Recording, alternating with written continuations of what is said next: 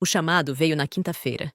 Não foi uma ligação telefônica, mas aquela voz interior, um sussurro quase imperceptível no meio dos meus pensamentos que me alertava. Alguma coisa não está certa. Eu ignorei, como tantas outras vezes. Afinal, era meu marido, Henrique. O homem com quem eu havia dividido minha vida por 12 anos. 12 anos que naquele momento pareciam um castelo sólido, construído com tijolos de confiança e cimentado com promessas antigas. Como eu poderia desconfiar da pedra fundamental da minha própria existência? Ele chegou em casa com um sorriso que eu achava ser de pura felicidade, mas que agora, olhando para trás, consigo ver que tinha contornos falsos, como uma assinatura bem falsificada. Trouxe flores, lírios, meus preferidos, e um pacote elegante. Para você, meu amor, disse ele, entregando-me o pacote. Algo especial para nosso final de semana. Dentro havia um par de botas de caminhada novas, de qualidade excepcional, e uma jaqueta técnica, daquelas que custam uma fortuna. Fiquei surpresa.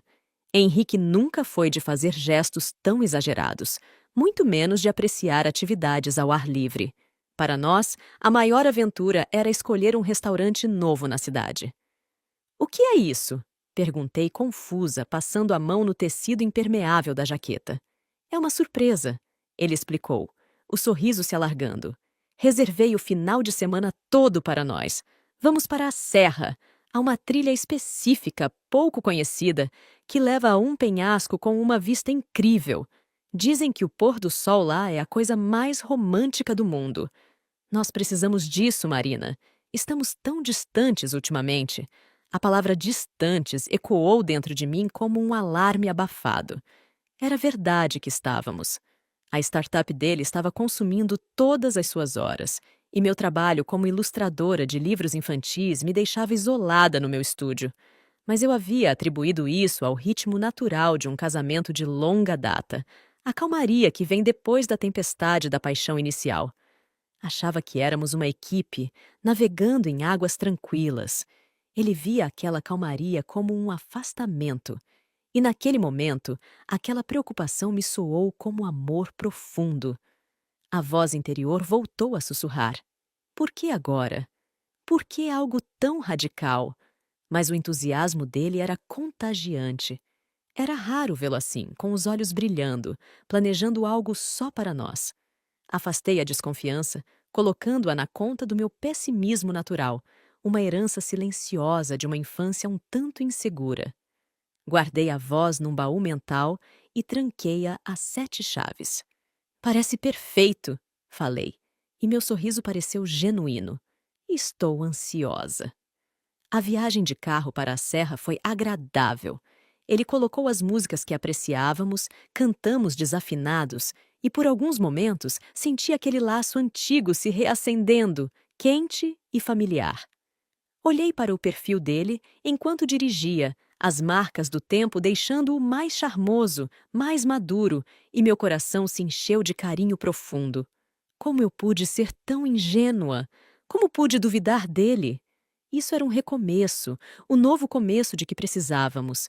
Chegamos à pousada no final da tarde de sábado. Era aconchegante, isolada, toda de madeira e pedra. Jantamos uma comida simples, mas saborosa, perto da lareira. E ele foi extremamente atencioso, sua mão encontrando a minha na mesa, seus olhos procurando os meus. Tudo parecia perfeito. Perfeito demais? Não, eu não ia deixar o cinismo estragar isso. No domingo de manhã, acordamos cedo. O tempo estava frio e nublado, um céu de chumbo que prometia chuva. Um frio estranho percorreu minha espinha. Talvez devêssemos adiar a trilha, sugeri, olhando pela janela. O tempo não está convidativo.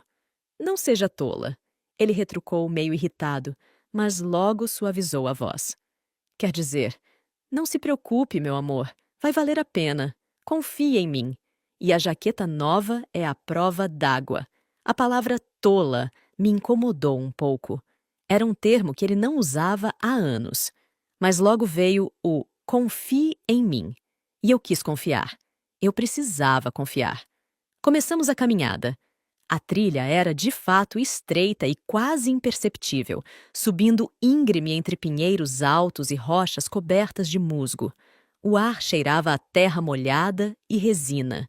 O silêncio era total, quebrado apenas pelo som dos nossos passos e da nossa respiração cada vez mais ofegante.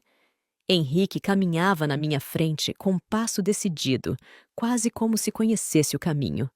Estranhei isso. Você já veio aqui antes? Perguntei, tentando disfarçar o cansaço na voz. Ele não se virou. Não, mas estudei o mapa detalhadamente. Quero que tudo seja perfeito. Subimos durante o que me pareceu uma eternidade. As nuvens baixas nos envolviam, tornando o mundo um lugar pequeno e úmido. Minha alegria do dia anterior começou a desaparecer, substituída por cansaço físico e uma inquietação que crescia a cada passo. Aquele chamado se tornava mais insistente, um tambor batendo no fundo do meu crânio. Finalmente, a vegetação começou a rarear e o caminho se abriu para um platô rochoso. E então eu vi. O penhasco. Era exatamente como ele havia descrito.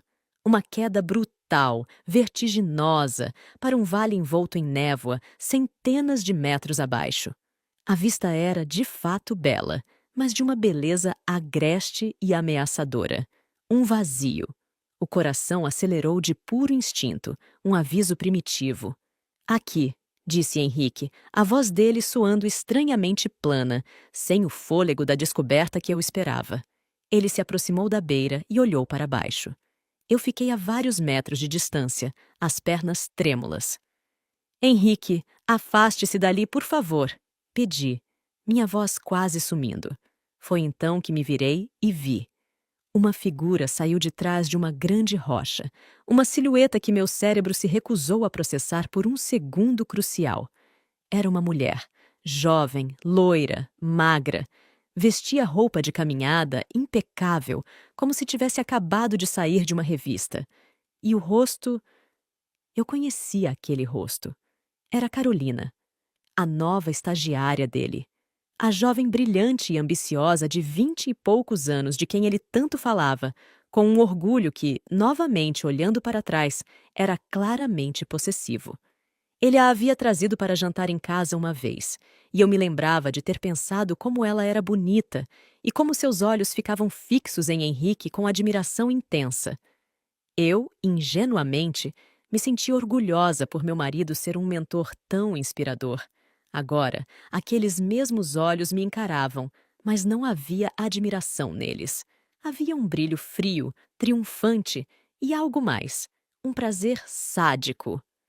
Olá, Marina! Disse Carolina, e sua voz era doce como veneno. Olhei para Henrique procurando uma explicação, um sinal de surpresa, de alarme. Ele não estava surpreso. Ele estava aliviado. Seu rosto perdeu toda a máscara de carinho e entusiasmo, e o que restou foi uma expressão de puro tédio e desprezo. Era um estranho. 12 anos, e eu estava olhando para um completo estranho. O que... O que está acontecendo aqui? Gaguejei, meu mundo se inclinando perigosamente, muito mais do que o penhasco na minha frente. Henrique deu um passo na minha direção, mas não era um passo de aproximação. Era um avanço. O que está acontecendo, Marina, é que isso aqui acabou, disse ele, a voz tão lisa e gelada que me fez tremer. Acabou há muito tempo. Você simplesmente não quis ver. O que você está falando? As palavras saíram num sussurro rouco. Meu corpo todo tremia. Carolina riu, um som agudo e desagradável que se perdeu no vento que começava a soprar. Ele está falando que está farto de você, minha querida. Farto da sua mesmice, da sua vida pacata, dos seus livrinhos de criança. Ele quer uma vida séria. Comigo. Cada palavra era uma punhalada. Eu olhava de um para o outro, meu cérebro lutando para aceitar a realidade. A traição era uma coisa. Isso era outra coisa completamente diferente. Por que aqui? Foi a única coisa que consegui dizer, uma pergunta ingênua diante da enormidade do que estava acontecendo. Porque é longe, disse Henrique, com uma paciência irritada, como se estivesse explicando algo para uma criança lenta. Porque ninguém nos viu chegar juntos. Porque você, infelizmente, vai sofrer um acidente trágico durante uma caminhada romântica. Uma queda fatal. Eu vou voltar sozinho, destruído. E depois de um período de luto adequado, eu e Carolina podemos começar nossa vida. Ela está grávida, sabia? Finalmente vou ter um herdeiro, algo que você nunca conseguiu me dar. A revelação final, dita com tanto prazer cruel, foi o golpe de misericórdia. Não só me traía, não só me queria morta, como reduzia nossos 12 anos e minha infertilidade, uma dor que havíamos compartilhado, a uma mera inconveniência a ser eliminada. O mundo desfocou ao meu redor. Senti as pernas cederem. Foi quando Carolina se moveu. Com agilidade assustadora, ela agarrou meus braços por trás. Eu sou mais forte do que pareço. Lutei, gritei, mas ela era jovem e determinada, e Henrique se aproximou e ajudou.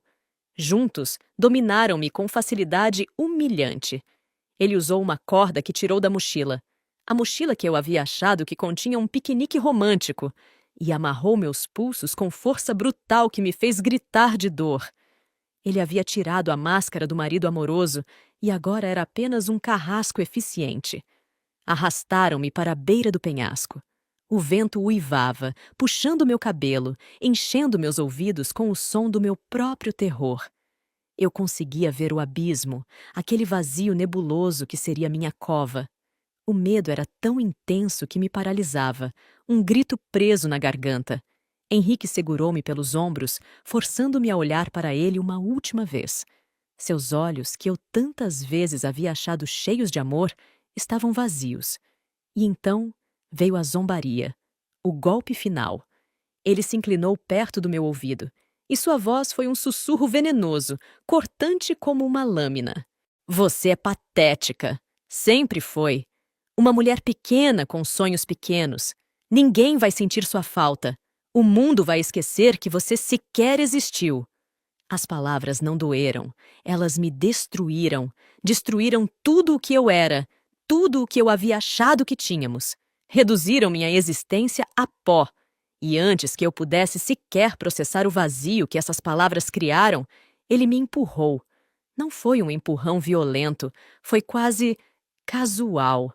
Um gesto de desprezo absoluto, como se estivesse jogando fora o lixo. E eu caí. O ar silvou ao meu redor, um rugido ensurdecedor que abafou meu grito. A queda parecia interminável, um alongamento surreal do tempo. A risada dele, no entanto, cortou o barulho do vento. Uma risada alta, clara, debochada e triunfante. Foi o último som que ouvi antes do impacto. O som do homem que eu havia amado, rindo da minha morte. Ecoou na minha mente, misturando-se com o uivar do vento, virando a trilha sonora do meu fim. O impacto foi uma explosão de branco, uma dor tão grande e completa que nem dava para localizar. Era tudo. Era o universo entrando em colapso dentro de mim. E depois, nada. A escuridão não foi pacífica. Foi violenta e abrupta. Um interruptor sendo desligado. Acordei. Essa foi a primeira e mais inexplicável verdade. A consciência voltou não como um amanhecer suave, mas como um choque gelado. Eu estava. Existia. A dor veio depois, uma sinfonia de agonias em todo o meu corpo. Uma dor lancinante nas costas, uma dor latejante e cega na minha perna direita, uma ardência no meu rosto. Tentei respirar e uma pontada afiada no meu lado esquerdo me fez gemer, um som rouco e animal que mal reconheci como meu. Estava deitada de costas. Acima de mim, não o céu, mas um dossel denso de galhos de pinheiro, quebrados e entrelaçados como os restos de um telhado desmoronado. A luz que entrava era fraca e esverdeada. Cheirava intensamente a terra molhada, a pinho esmagado e ao metal pesado do meu próprio sangue. Movi a cabeça 1 milímetro e o mundo girou violentamente. Fechei os olhos, lutando contra a náusea. A memória voltou não como um filme, mas como um ataque. O penhasco, Carolina, as palavras de Henrique, a queda, a risada. Eu estava morta.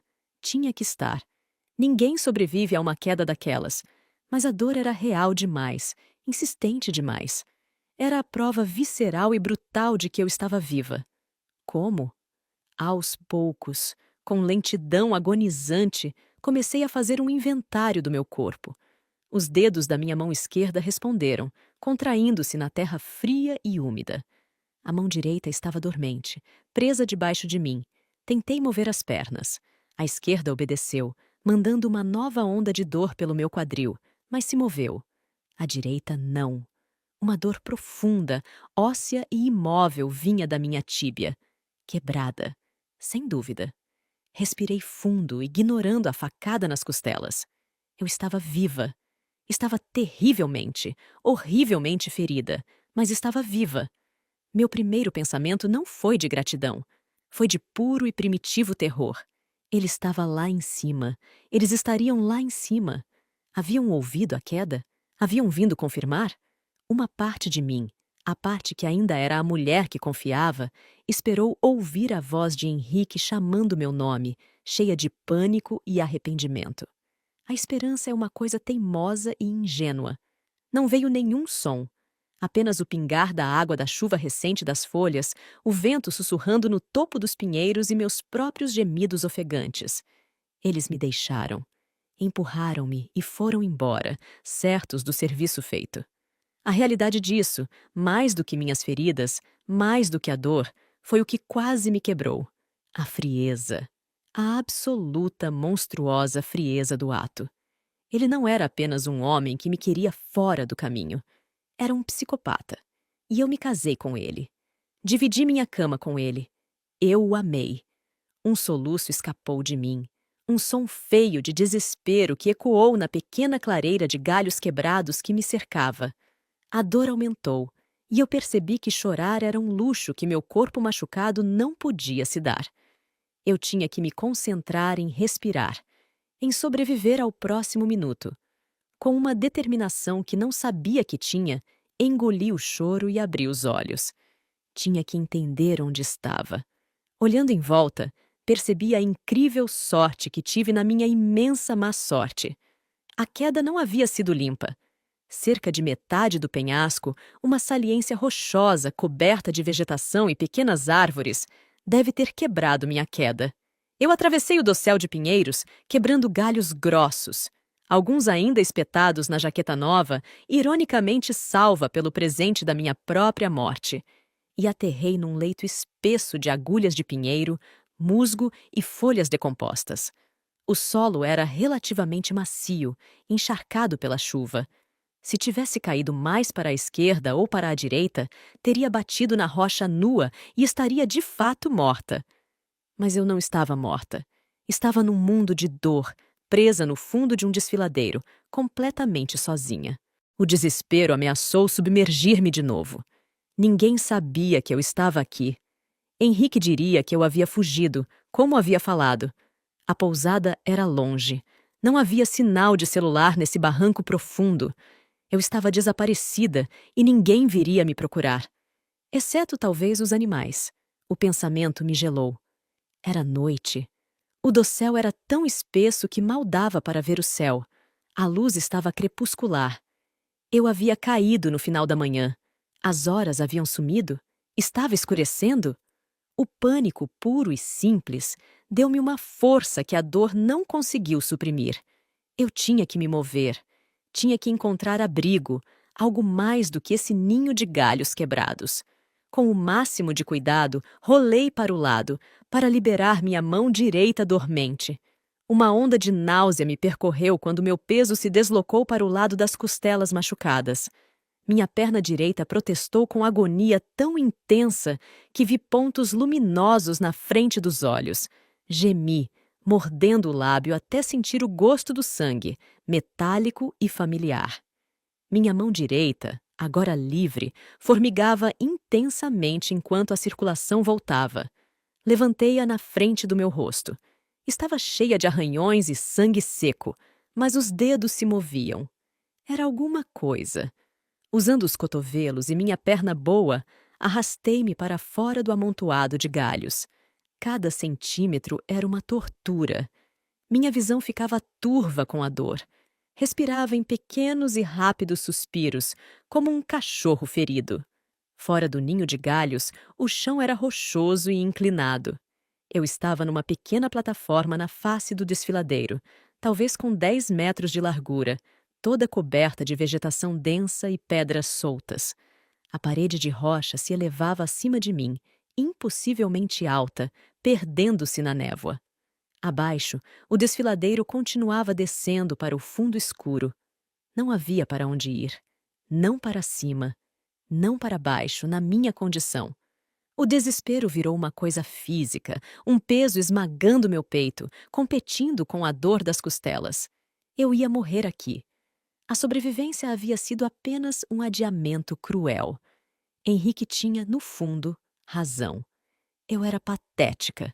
Aqui estava eu, ensanguentada e quebrada, morrendo sozinha numa ravina, e ele estava provavelmente a caminho de casa, preparando sua história, consolando-se nos braços da amante grávida. A raiva chegou então. Não uma fúria quente, mas uma coisa fria, negra e absoluta. Nasceu do desespero e se alimentou da dor.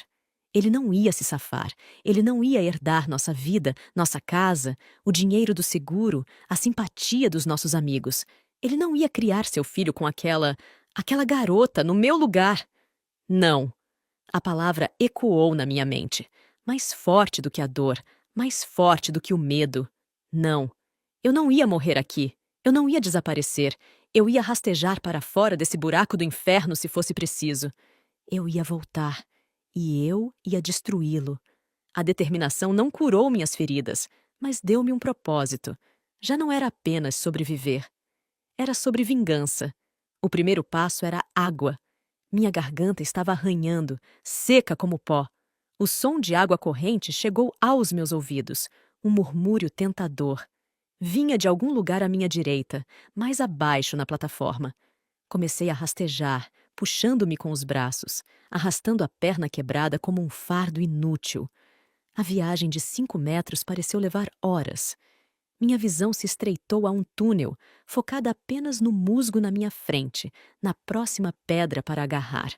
A dor virou um ruído de fundo constante, um zumbido ensurdecedor contra o qual eu tinha que lutar. Finalmente, cheguei à fonte. Uma pequena fenda na rocha, não maior do que minha mão, de onde a água escorria limpa e fria, formando um pequeno regato que desaparecia sobre a borda da plataforma. Era a coisa mais bonita que eu já havia visto. Enterrei o rosto no fluxo, bebendo com avidez, a água fria lavando o sangue e a sujeira do meu rosto, acalmando minha garganta em brasa. Satisfeita, encostei a testa na rocha úmida, ofegante. A água deu-me nova clareza. O crepúsculo estava tomando conta rapidamente. A temperatura despencava. Se não encontrasse abrigo de verdade, o frio terminaria o serviço que Henrique havia começado.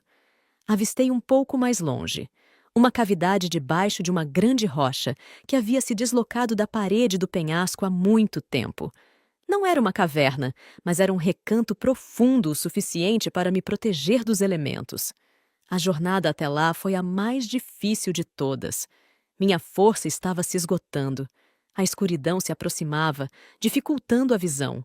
Quando finalmente me enfiei naquele espaço apertado e rochoso, estava tremendo sem controle, do choque, da dor e do frio. Encolhi-me o máximo que pude, puxando a jaqueta cara ao redor do meu corpo machucado. Era tudo o que eu tinha. Nada para comer. Nada para imobilizar a perna. Apenas eu, a escuridão, a dor e minha raiva. Lá fora, o vento uivava, um som solitário e assustador. Mas pior do que o vento era o silêncio que vinha depois. Um silêncio tão profundo que parecia que o mundo inteiro havia se esquecido de que eu existia. As palavras de Henrique voltaram a me assombrar. Ninguém vai sentir sua falta. As lágrimas vieram então, silenciosas, quentes, de desespero absoluto. Deixei-as fluir, sabendo que ninguém podia ver. Eu estava sozinha, completamente e irrevogavelmente sozinha. Mas mesmo no fundo desse poço de escuridão, uma pequena chama teimava em não se apagar. A chama da raiva. Ele achou que havia ganhado, achou que era esperto, mas ele cometeu um erro, subestimou-me. Subestimou a fúria de uma mulher traída, abandonada e deixada para morrer. Subestimou a vontade de viver que nasce do desejo de vingança. Enquanto me encolhia na minha toca rochosa, tremendo de frio e de dor, fiz uma promessa para o vento, para os pedregulhos, para mim mesma. Eu ia sobreviver, eu ia voltar, e quando fizesse, ia trazer o inferno comigo. A noite caiu por completo, negra como breu, mas meus olhos, arregalados, não viram a escuridão. Viram o rosto de Henrique rindo. E foi essa visão que me manteve quente. Foi essa visão que me manteve viva. A noite foi uma eternidade de agonia. Cada respiração era uma facada, cada pequeno movimento um lembrete brutal de minhas fraturas. A perna latejava com dor surda e profunda que parecia vir do próprio osso. O frio se entranhava nos meus ossos, fazendo-me tremer de um jeito que piorava todos os outros ferimentos. Não dormi, não podia. A consciência era um fio fino que se mantinha apenas através da dor e de um medo primordial de nunca mais acordar se eu cedesse à exaustão. O pior eram os sons.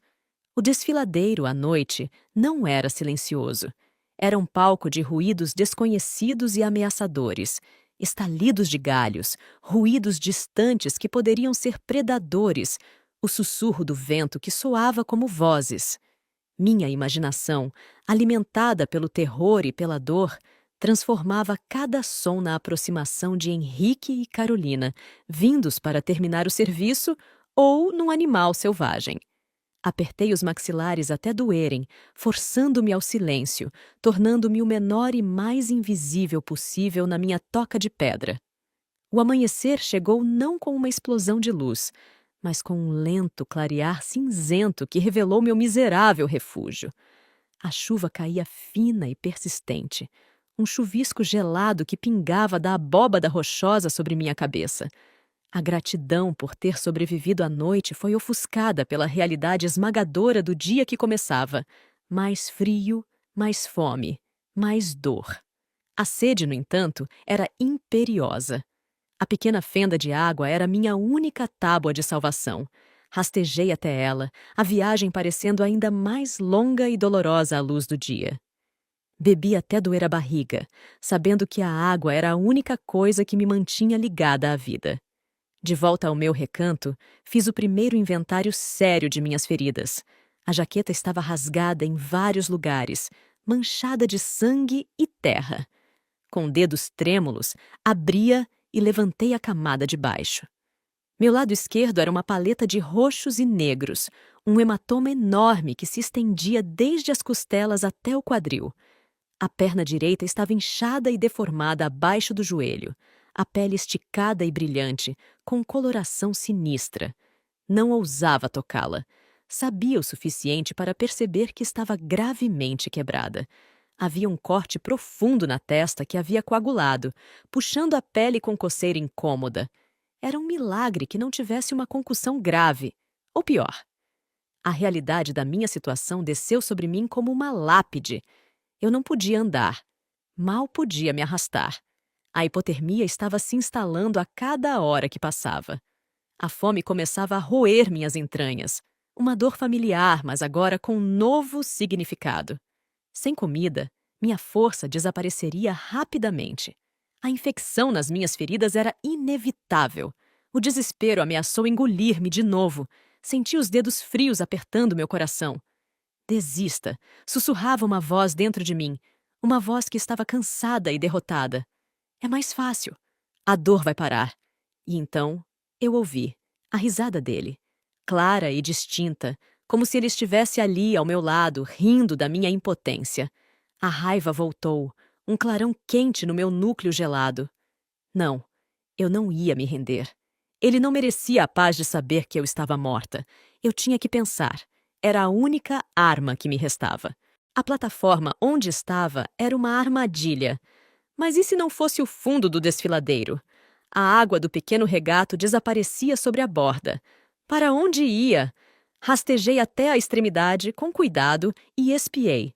A plataforma sobrepunha-se à outra, alguns metros mais abaixo. E além dessa, o desfiladeiro parecia se nivelar, virando um vale arborizado que seguia o curso de um rio maior, cujo som eu conseguia ouvir agora. A saliência onde eu estava não era o fim. Era apenas uma parada no meio da queda. Se eu pudesse descer, se eu pudesse chegar a esse vale, talvez houvesse uma chance.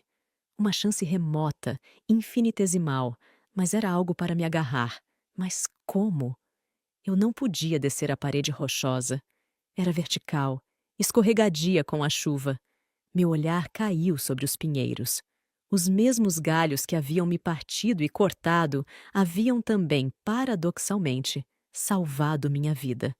Alguns deles eram grossos e compridos. Uma ideia, louca e desesperada, começou a se formar na minha mente. Eu teria que fazer uma tala.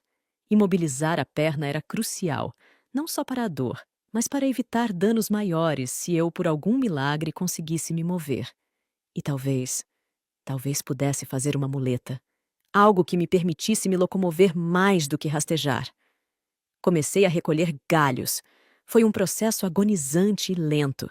Escolhia os mais retos e resistentes que encontrava no meu leito de queda, arrastando-os de volta à minha caverna. Minha mão direita, apesar de ferida, ainda funcionava. Encontrei uma videira forte e flexível que havia caído comigo, enrolada num dos galhos. Seria minha corda. Trabalhei durante horas, minhas mãos ficando rachadas e ensanguentadas, meu corpo gritando de protesto. A concentração necessária para a tarefa era uma bênção, afastando-me dos pensamentos mais sombrios. Coloquei 2 galhos mais compridos em cada lado da minha perna quebrada. Usando tiras rasgadas do forro interior da minha jaqueta e a videira, amarrei-as com a maior firmeza que consegui. Cada aperto era uma tortura. Suores frios cobriram meu rosto e quase desmaiei várias vezes. Mas quando terminei, a perna estava imobilizada. A dor ainda era constante, mas não era mais a facada aguda de cada movimento involuntário. Depois, procurei um galho em forma de U que pudesse servir de muleta. Encontrei um que era quase do tamanho certo. Usando uma pedra afiada, consegui, com esforço sobre-humano, lascar uma das extremidades para formar um cabo mais confortável. Não era bonito, mas era sólido. O sol já estava alto no céu, invisível atrás das nuvens e do dossel, mas a luz era a mais forte do dia. Eu tinha talvez 6 ou 7 horas até o frio da noite voltar. Era agora ou nunca. Com a muleta e uma determinação feroz, comecei a me deslocar ao longo da plataforma, na direção em que o terreno parecia descer mais suavemente. Não era uma descida, era antes uma inclinação acentuada, coberta de pedras soltas e vegetação densa. Usando a muleta na axila esquerda, a menos machucada, e apoiando-me nas rochas com a mão direita, consegui me levantar. A dor na perna foi uma onda de fogo e o mundo girou. Apertei os dentes, respirando fundo, e dei o primeiro passo. Não com a perna quebrada, mas puxando o corpo para frente com os braços e a perna boa, balançando a perna direita como um peso morto. Foi lento. Foi humilhante. Foi a coisa mais difícil que eu já fiz. Cada passo era um exercício de pura vontade. Caía frequentemente, as pedras cortando minhas mãos, o impacto arrancando-me gritos abafados. Levantava-me sempre. A imagem do rosto de Henrique rindo era meu combustível. Levei horas para percorrer uma distância que, em circunstâncias normais, teria feito em 5 minutos. Minha muleta escorregava nas pedras molhadas. Minha força estava se esgotando. A fome era uma dor constante e cavernosa no meu estômago. E então vi algo que me fez parar. Um pouco mais abaixo, no vale entre as árvores, havia um clarão de cor que não era natural. Azul. Azul artificial. Uma nova onda de adrenalina me percorreu. Forcei meu corpo destruído a se mover mais rápido, quase caindo na descida íngreme. Quando finalmente cheguei ao fundo do vale, ofegante e à beira do colapso, vi o que era. Era o teto de um carro. Um carro velho, muito velho, abandonado. Havia sido consumido pela floresta durante décadas. As trepadeiras o cobriam quase por completo. O vidro estava estilhaçado, a lataria enferrujada e apodrecida. Mas era uma prova de que humanos haviam estado aqui, de que talvez houvesse um caminho, uma trilha florestal há muito abandonada, que levava até ali. A esperança, uma emoção perigosa e dolorosa, floresceu no meu peito. Arrastei-me até o carro. As portas estavam emperradas ou faltavam. O interior era um ninho de folhas podres e insetos. Mas no porta-malas, forçando a tampa enferrujada com minha muleta, encontrei meu primeiro tesouro. Um velho cobertor de lã, sujo e com mofo, mas intacto. Cheirava a mofo e umidade, mas naquela noite seria como ouro. Enrolei-o e amarrei-o nas minhas costas com um pedaço de videira. E depois encontrei o segundo tesouro. Enfiado no fundo do porta-luvas, encontrei uma velha lata de metal contendo alguns pregos enferrujados e um canivete suíço. A lâmina estava manchada de ferrugem, mas abria. Era uma ferramenta, uma arma. Segurei na minha mão e, pela primeira vez desde a queda, senti-me um pouco menos impotente. O vale seguia o curso do rio. Decidi seguir a água. A sabedoria popular diz que a água acaba levando a pessoas. A noite estava descendo de novo, rapidamente.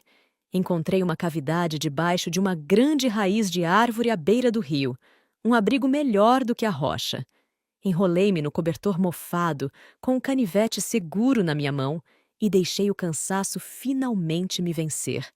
Adormeci, não ao som da risada de Henrique, mas ao som da água correndo, um som de movimento, de progresso, de fuga. Nos dias que se seguiram, criei uma rotina de sobrevivência. Minha vida virou um ciclo primitivo de dor, medo e uma determinação obstinada. Segui o rio.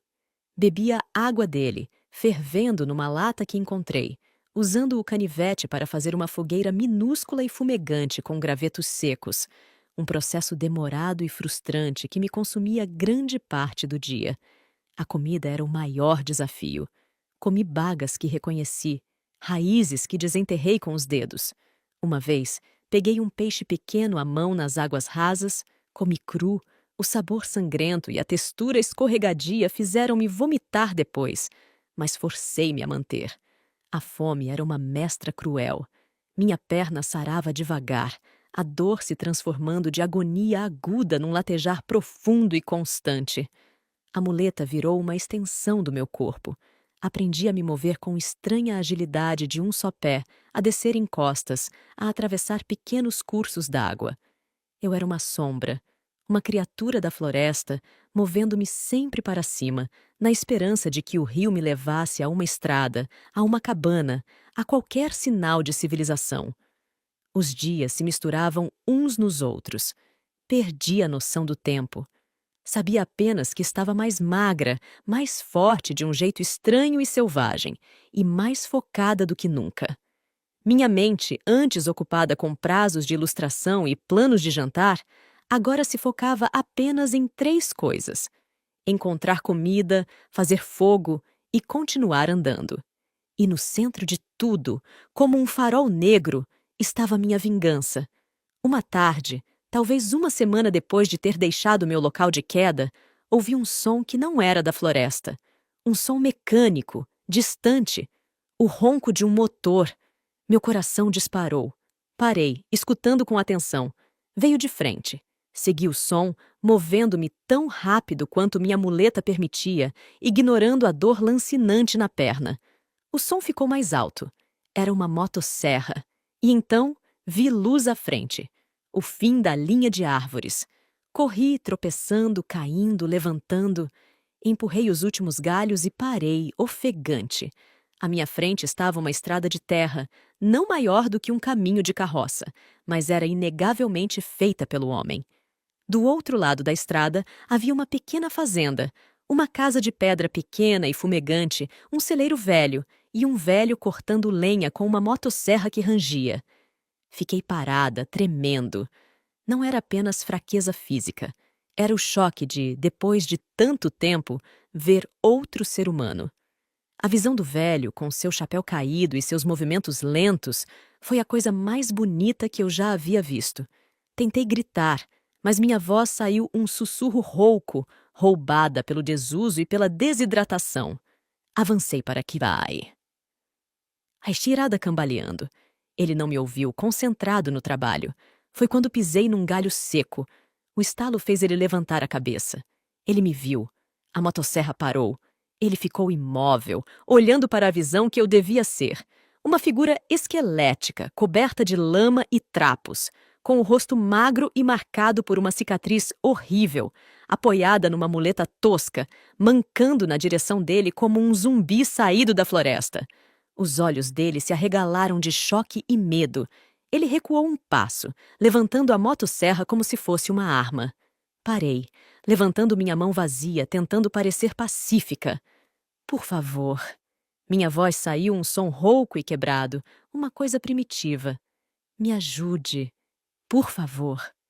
Minha força se esgotou finalmente. As pernas cederam e desabei no meio do caminho de terra, a escuridão envolvendo-me de novo. Desta vez, não era a escuridão da morte, mas a do esgotamento total. A última coisa que lembro foi o rosto do velho, agora cheio de preocupação, correndo na minha direção. Acordei numa cama. O cheiro era de sopa de galinha e lençóis limpos. Estava envolta em cobertores quentes. A luz de uma lâmpada de óleo dançava nas paredes de pedra da pequena sala.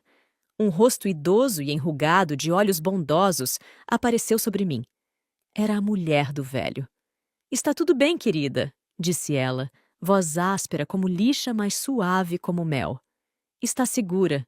Meu Alberto trouxe você para dentro. Meu Deus, o estado em que você estava."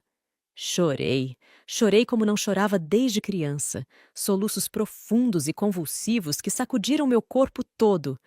Ela segurou minha mão, cantarolando suavemente, sem fazer perguntas. Eles ficaram comigo durante 3 dias.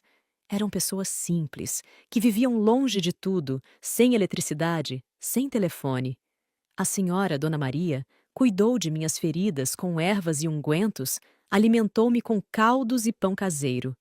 O marido dela, Alberto, falava pouco, apenas balançava a cabeça, olhos cheios de pena silenciosa. Não contei a verdade para eles. Minha mente, embora cansada, ainda estava lúcida o suficiente para cautela. Disse que era de uma cidade, que me perdi numa caminhada, que caí. Era uma história fraca, cheia de buracos, mas eles não pressionaram. Aceitaram minha dor e meu silêncio. No terceiro dia, senti-me forte o suficiente para levantar. Minha perna ainda doía, mas estava sarando. Dona Maria deu-me roupas limpas, velhas, mas limpas. Foi então que, ao dobrar minhas roupas rasgadas e sujas, ela encontrou algo no bolso da minha jaqueta. Era o canivete suíço, e enrolado nele, protegido dos elementos por uma tira de plástico, estava um pequeno cartão de memória. Fiquei paralisada. O cartão de memória. Eu me lembrava dele. Na manhã da caminhada, eu estava fotografando flores silvestres com minha velha câmera compacta, uma que cabia no bolso. Coloquei na mochila, a mochila que Henrique carregava. Ele deve ter revistado, deve ter encontrado a câmera e jogado fora. Mas o cartão de memória, minúsculo, deve ter caído no forro da minha jaqueta quando guardei antes da caminhada. Ele nem se lembrou de verificar. Com mãos trêmulas, pedi o cartão à Dona Maria. Ela me entregou um pequeno retângulo de plástico negro que pesava menos que uma pena. Segurei na palma da minha mão e meu coração batia tão forte que achei que ia sair do peito. Alberto concordou em me levar até a cidade mais próxima no jipe velho dele. A viagem levou horas por estradas de terra esburacadas. Fiquei sentada em silêncio, olhando pela janela, o cartão de memória apertado no punho como um talismã. Ele me deixou na porta de um pequeno hotel no povoado. Agradeci, as palavras parecendo inadequadas para a dívida que eu tinha. Ele balançou a cabeça, desejou boa sorte e partiu. Fiquei sozinha na rua poeirenta, uma estranha no meu próprio país. Entrei no hotel, minha aparência ainda levantou alguns olhares, Mas as roupas limpas de Dona Maria ajudaram. Aluguei um quarto. A primeira coisa que fiz foi tomar um banho. Deixei a água quente correr sobre meu corpo, lavando semanas de sujeira, de dor, de floresta. Vi meus olhos no espelho. Eram os olhos de uma estranha, mais velhos, mais duros. E então, sentei na cama, com meu laptop, que milagrosamente ainda tinha alguma bateria, e inseri o cartão de memória. As primeiras fotos eram minhas. Flores. O céu. Uma selfie sorridente que eu havia tirado de mim e de Henrique no carro, a caminho da serra. O sorriso dele parecia genuíno. Era um ator consumado. E depois, as fotos acabaram. Mas o cartão não estava vazio. Havia um arquivo de vídeo. Um arquivo grande, com uma data e hora que coincidiam com uma noite, algumas semanas antes, em que Henrique disse que estava trabalhando até tarde. Meu dedo pairou sobre o mouse. Aquele chamado interior, a voz que eu havia ignorado no penhasco, sussurrava forte e clara agora. Isso é, disse ela. Isso é o que você trouxe da queda. Cliquei em play. O vídeo estava tremido, filmado na escrivaninha do escritório de Henrique. A câmera devia ter ficado esquecida, filmando por engano depois que eu havia fotografado um esboço que queria mostrar a ele dias antes. Mas não era Henrique que estava na escrivaninha. Era Carolina. Ela estava sentada na cadeira dele, falando ao telefone.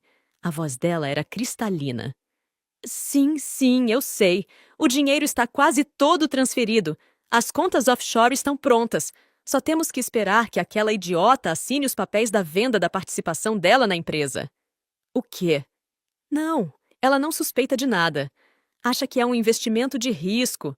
Depois disso, é só a tragédia na serra e nós desaparecemos. A vida com nosso bebê vai ser maravilhosa, meu amor. Ninguém vai conseguir nos encontrar. Ninguém. Não era apenas uma amante. Era uma cúmplice. E não era apenas sobre uma nova vida. Era sobre dinheiro. Meu dinheiro. A herança dos meus pais que eu havia investido na startup dele nos primeiros dias.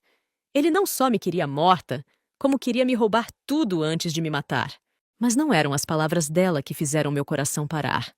Foi o que veio depois. A voz que respondeu do outro lado do telefone. Uma voz que eu conhecia tão bem. A voz de Henrique. Perfeito. Estou ansioso por isso. Essa farsa com ela está ficando insuportável. Ela é tão patética. E então, ele riu. A mesma risada que ecoou quando eu caí. Desliguei o vídeo. Não havia raiva. Não havia lágrimas. Havia uma calma glacial, absoluta, que desceu sobre mim. Segurei o pequeno cartão de memória entre o polegar e o indicador. Ele achou que eu não havia trazido nada daquela ravina, exceto cicatrizes e uma história inacreditável. Mas ele estava enganado. Eu trouxe um segredo, e era um segredo que ia fazer o mundo dele desmoronar. A cidade parecia um sonho estranho e barulhento depois das semanas de silêncio da floresta. Os faróis dos carros cortavam a escuridão como facas. Os sons do trânsito e das vozes eram um rugido constante e discordante. Caminhava pelas ruas conhecidas, mas nada parecia familiar. Eu era um fantasma percorrendo minha antiga vida, invisível e carregado de intenções.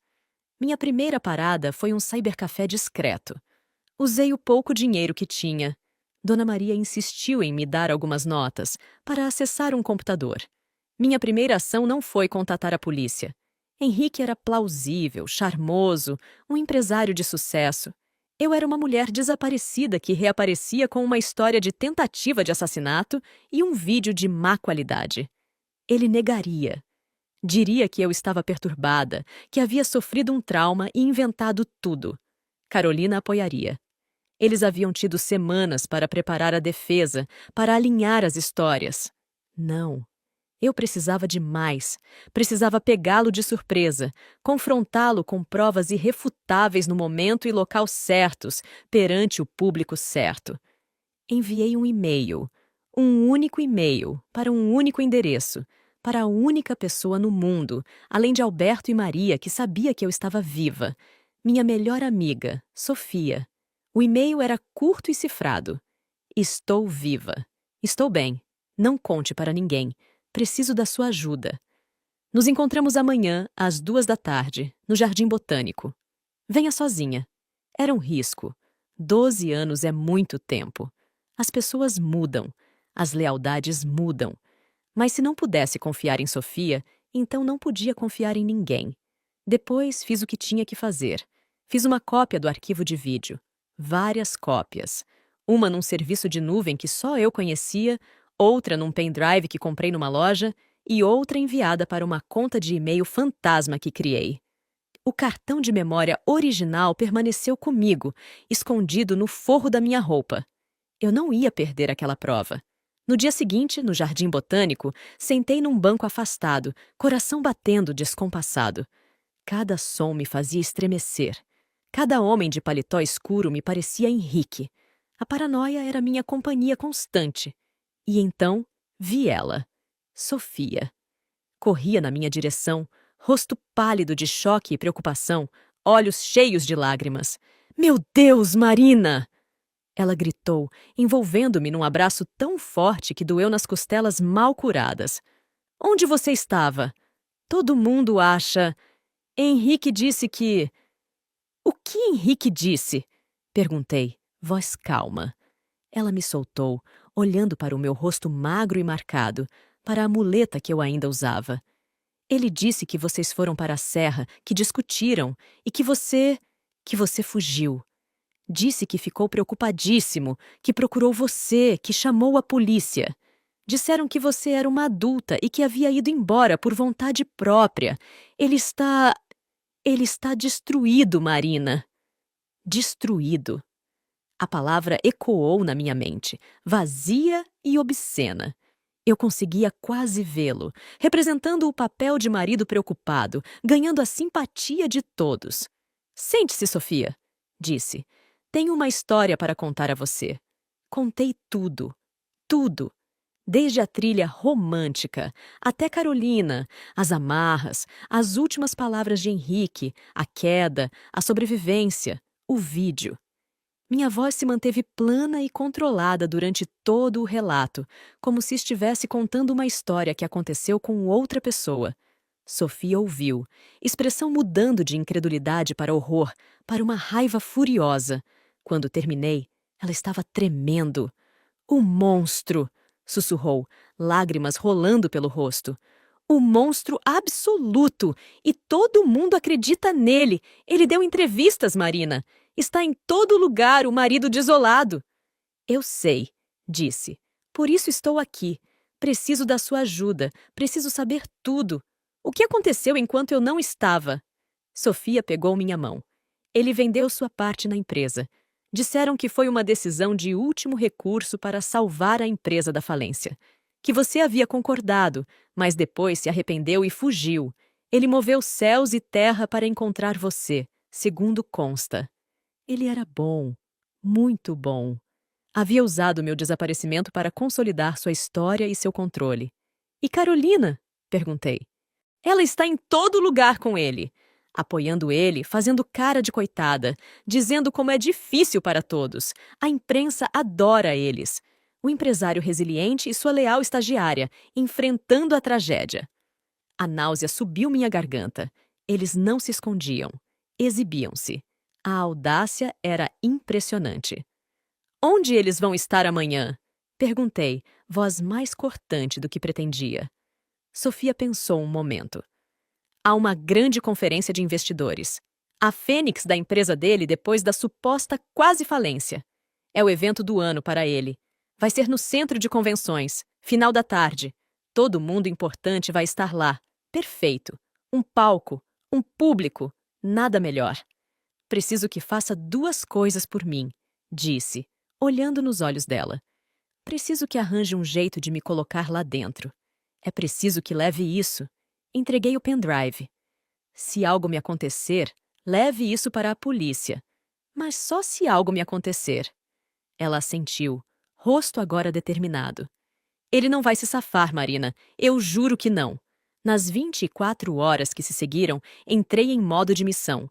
Com a ajuda discreta de Sofia, consegui um vestido simples mas elegante, um casaco que escondia minha magreza e sapatilhas confortáveis por baixo. Minha perna ainda não aguentava salto.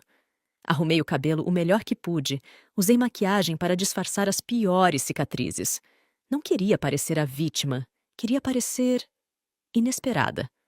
Sofia conseguiu um convite extra para o evento, alegando que uma amiga de última hora ia acompanhá-la. Na hora marcada, eu estava na porta do centro de convenções, coração martelando contra minhas costelas. O cartão de memória estava costurado no forro da minha bolsa. Estava calma por fora como um lago gelado, mas por dentro era um vulcão prestes a entrar em erupção. Entrei. O salão era enorme, cheio de luzes, de gente bem vestida, de risos e do tilintar de copos. E então vi ele, Henrique. Estava no palco, de terno escuro impecável, microfone na mão, sorrindo para a plateia. Parecia mais jovem, mais vibrante do que nunca. A tragédia havia caído bem nele. Ao lado dele, num vestido justo e vermelho, estava Carolina. Ela olhava para ele com uma adoração possessiva, mão repousando na pequena curva da barriga. A raiva que eu mantinha contida ferveu dentro de mim, tão intensa que temi que me consumisse ali mesmo.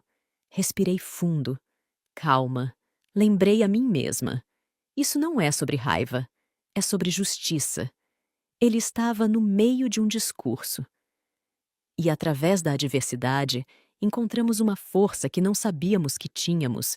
Minha empresa não só sobreviveu, como está mais forte do que nunca. E embora o último mês tenha sido o mais difícil da minha vida, com o desaparecimento da minha querida mulher, Marina, a fé de vocês em mim me deu força para continuar. A plateia estava hipnotizada. Algumas mulheres enxugavam lágrimas dos olhos. Ele era magnético, convincente, um mentiroso de primeira. Caminhei pela lateral do salão, invisível entre a multidão. Ninguém me reconheceu. Eu era um fantasma, uma memória. E quero agradecer a uma pessoa em especial, continuou, virando-se para Carolina com um sorriso carinhoso. A Carolina, cuja lealdade, inteligência e apoio inabalável foram minha âncora durante essa tempestade. Sem ela, nada disso seria possível. O olhar dela brilhou de triunfo. A plateia irrompeu em aplausos calorosos. Foi então que subi os degraus do palco. Os holofotes me pegaram primeiro, cegando-me momentaneamente. Um murmúrio de confusão percorreu a plateia. Quem era aquela mulher magra e pálida interrompendo o momento? Henrique piscou, sorriso congelando lentamente no rosto, enquanto os olhos focavam em mim. Sua expressão passou de confusão para incompreensão e depois, lentamente, para puro e absoluto terror. O sangue sumiu completamente do rosto. Ele recuou um passo, como se tivesse visto um fantasma. O microfone caiu da mão, ecoando um tude amplificado por todo o salão. Carolina olhou para mim, e o rosto de adoração virou um esgar de ódio e choque. Você! Ela gritou, voz aguda cortando o silêncio repentino. A plateia ficou em silêncio, completamente perplexa. Todas as câmeras que estavam filmando o discurso triunfante de Henrique viraram-se para mim agora. As luzes estavam quentes. Eu sentia o suor escorrer pelas costas. Peguei o microfone do chão. Minha voz, quando saiu, não foi um sussurro rouco da floresta. Foi clara, fria e carregada de uma autoridade que eu não sabia que tinha. "Olá, Henrique", disse. "Desculpe interromper seu espetáculo. Sua âncora e você pareciam estar se divertindo muito." A plateia sussurrou. As pessoas estavam me reconhecendo agora. Os murmúrios aumentaram. "É ela! É a mulher dele!" Mas ele disse que... Henrique finalmente encontrou a voz. "Marina!" Ele gritou, tentando forçar um tom de alívio e alegria, mas soou estridente e falso. "Meu Deus! Você está viva! Onde você estava? Estamos todos tão preocupados!" Ele veio para mim, braços abertos, claramente tentando me abraçar, controlar a narrativa, fazer-me parecer instável. Recuei um passo, evitando ele. O movimento foi rápido, decisivo. O silêncio na sala era palpável. Preocupado? Repeti, uma risada amarga e curta escapando de mim. Isso é interessante, porque da última vez que vi você, você estava bastante preocupado em garantir que eu estava morta. O grito coletivo da plateia foi audível. As câmeras de televisão se aproximaram. O que você está dizendo? Gaguejou, suor brilhando na testa sob as luzes quentes. Você fugiu! Disse que me odiava, que ia embora. Sim, deve ser difícil se lembrar dos detalhes, disse voz gelada. Deve se confundir com todas as outras mentiras. Deixe-me refrescar sua memória. Virei para a plateia, para as câmeras. Meu marido, o homem que aqui está recebendo seus aplausos, levou-me para uma trilha na serra.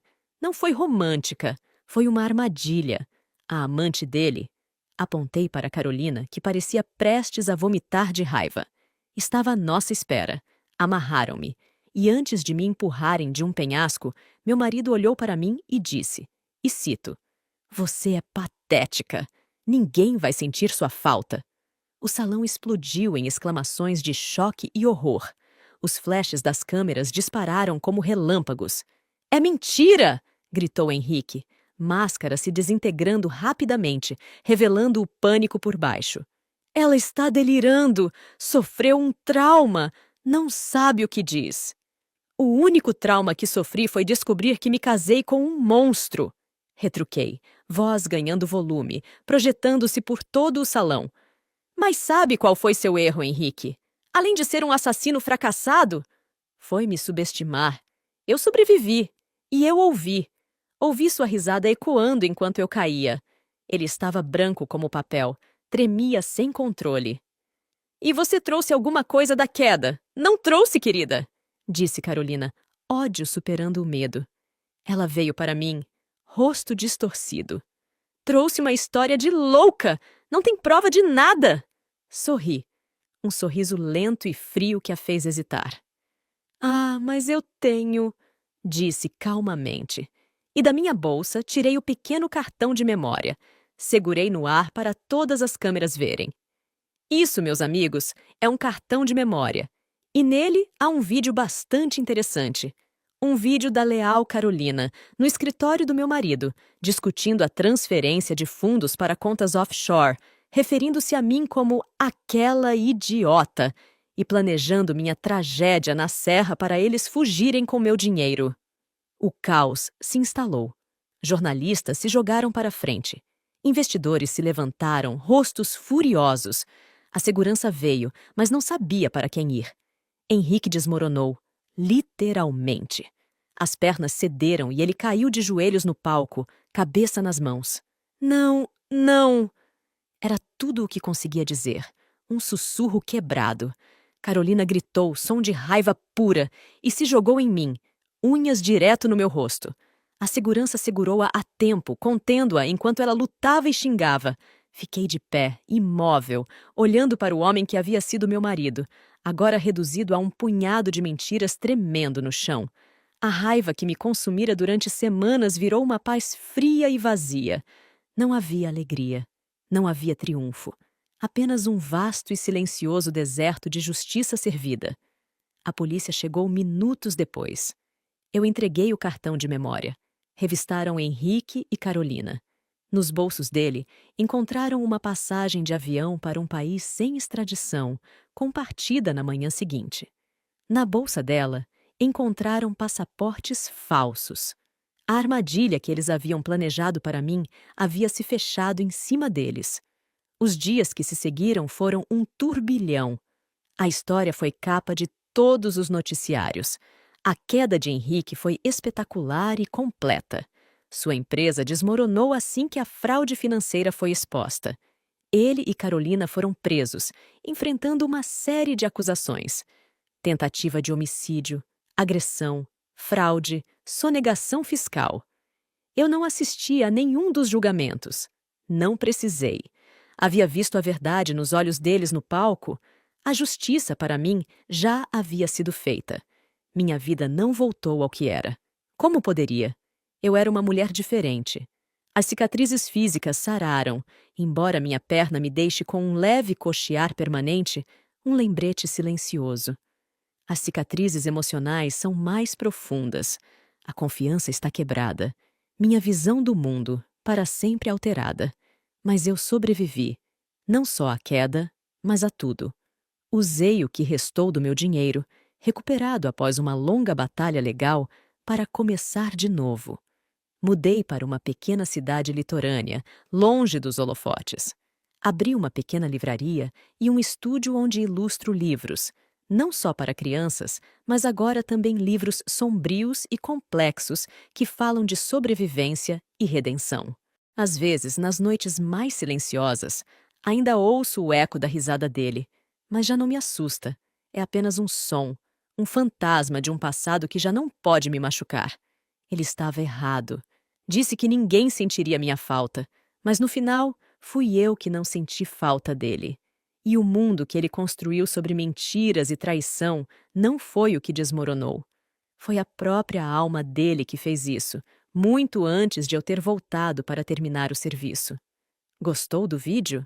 Deixe seu like, inscreva-se, ative o sininho e compartilhe.